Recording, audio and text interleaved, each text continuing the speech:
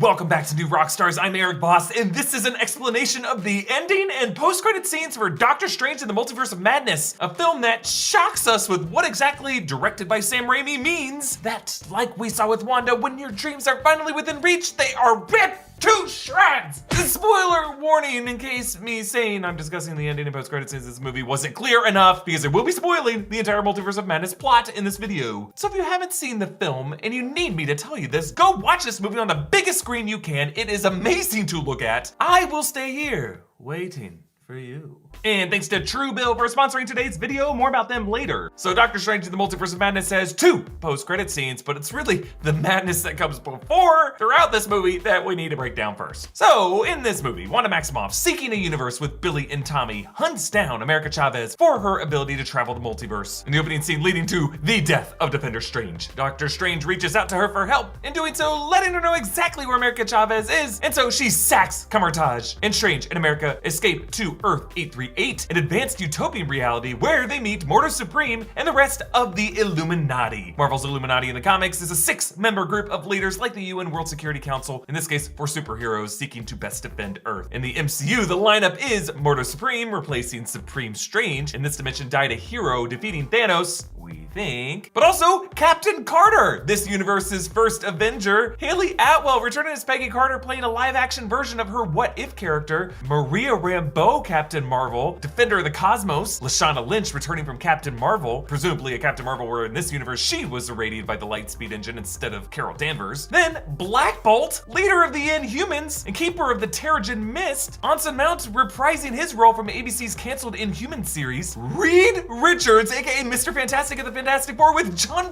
Krasinski actually playing the role we've all been fan casting for years. Head of the Baxter Foundation, where Christine Palmer works alongside Ultron sentries. And then of course this Illuminati's founder, Charles Xavier, Professor X, leader of the mutants. Patrick Stewart returning from the Fox X-Men franchise, but here in his olive green suit and yellow hover chair from the animated series. So we learn how their universe's Stephen Strange allowed the Darkhold to corrupt his soul, destroying universes in an incursion, forcing Black Bolt to destroy him with the whispered, "I'm sorry."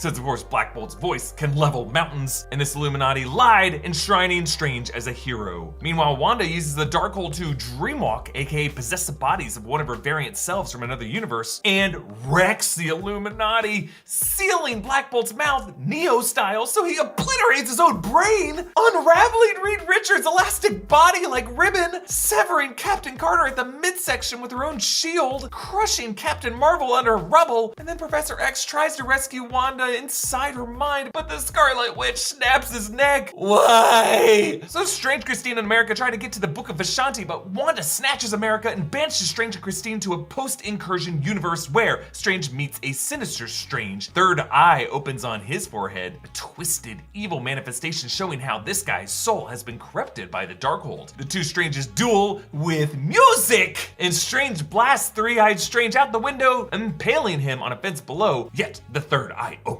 because the soul of the damned remains alive. So then Strange uses this universe's Darkhold to dreamwalk into that corpse of Defender Strange over to the temple on Wundagore Mountain to confront Wanda and save America. In doing so, he exposes his own soul to the souls of the damned and eventually manages to harness these souls into a replacement cloak. It is sick. America punches Wanda back into Westview, making Billy and Tommy see her as a monster, and our Wanda, finally realizing her mistakes, implodes the temple and destroys the Darkholds in every reality. America is left a sorcerer in training at Camartage, and Strange takes a morning stroll, but then suddenly a third eye opens on his forehead and he screams. This leads to a post-credit scene where Strange is greeted by the sorceress Clea, played by Charlize Theron, who tells him that he created an incursion and they need to fix it. She opens a rift to the dark dimension, and Strange, who now proudly opens that third eye, joins her unafraid. Now in the comics, Clea is the sorcerer supreme of the dark dimension, niece to Uncle Dormammu, who becomes a major partner to Strange and eventually his spouse. It was only a matter of time before Clea joined the MCU, and her and this movie's repeated use of the word incursion is super important, as it points to a possible Secret Wars crossover event on the horizon. In the Secret Wars comics, all the Marvel heroes and villains are respawned on a multiversal plane called Battleworld. In the more recent 2015 version of the events, it was Doctor Doom who oversees this. In the original 80s storyline, it was the Beyonder. Now, there is a second post-credit scene with Bruce Campbell's cameo as Pizza Papa, a Papa John-style pizza ball street vendor in the Illuminati dimension of Earth 838, whom Strange left cursed so that his left fist kept punching his own face. An homage to Sam Raimi and Bruce Campbell's past work in the Evil Dead series, and Ash's infamous cursed severed hand that attacks him. Strange earlier said that the spell would last 3 weeks, and here we are 3 weeks later. His pizza ball's melted, the spell wears off, and he turns to camera with the meta declaration of, "It's over!" Now, if you're hoping for a multiversal version of yourself that's better with money, we'll jump through a portal to help you sort your finances out. Our friends at Truebill are here to help with a more realistic solution. Truebill is an all-in-one finance platform that helps you save more and spend less. Through the app, you can track your expenses, manage subscriptions, lower your bills, and build your savings all in one place. I really like how easy Truebill makes it to safely and securely identify recurring charges and cancel unwanted subscriptions with just a tap. It's also got some nice credit score monitoring tools to give you a little nudge when something unusual might be happening. It won't alert you if a multiversal version of you is trying to steal your identity, but it will help with lots of other stuff. Truebill can also help you create a custom budget that automatically monitors your spending by category,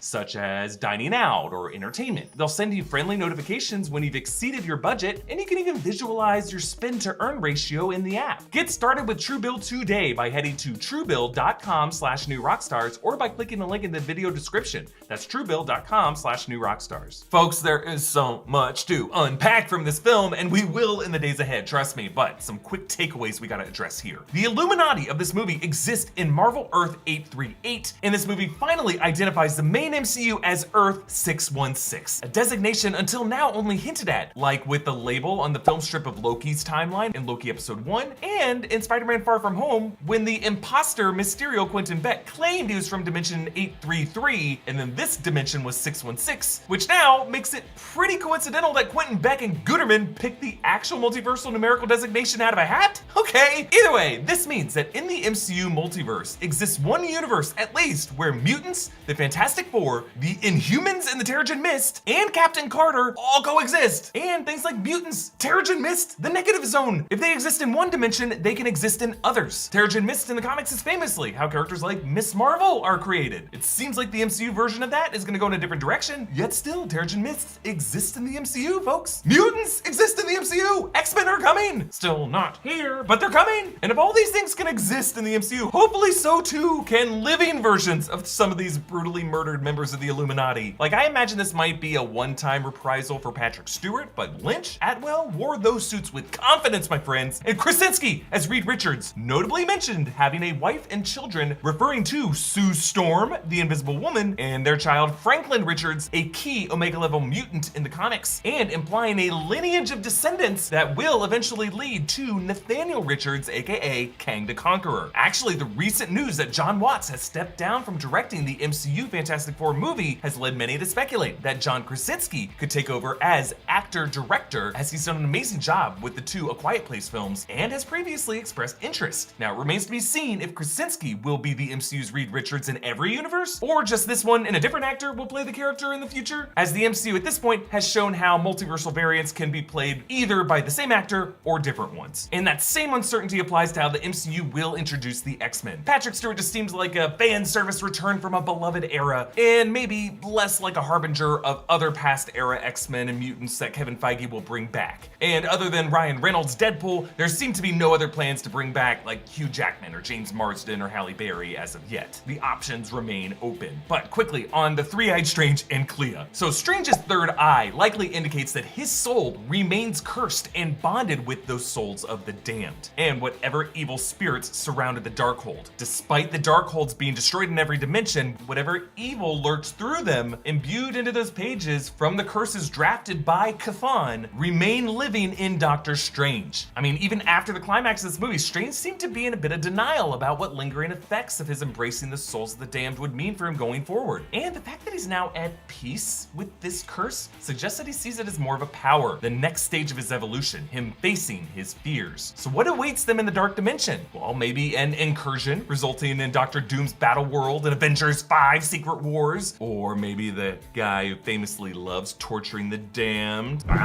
Or since Kevin Feige recently confirmed Loki and the removal of that Kang variant, He Who Remains, was the initial cause of this madness, and the hint of Reed Richards' lineage, the beneficiary of these incursions might be Kang the Conqueror. Again, a lot to talk about, folks, and my Easter egg breakdown of this film is coming to the channel tomorrow, I think, followed by days, weeks, and months ahead of us continuing to unpack this epic film. Follow me on Instagram and Twitter at EAVoss. Follow New Rockstars. Subscribe to New Rockstars for more analysis of everything you love. Thanks for watching. Bye.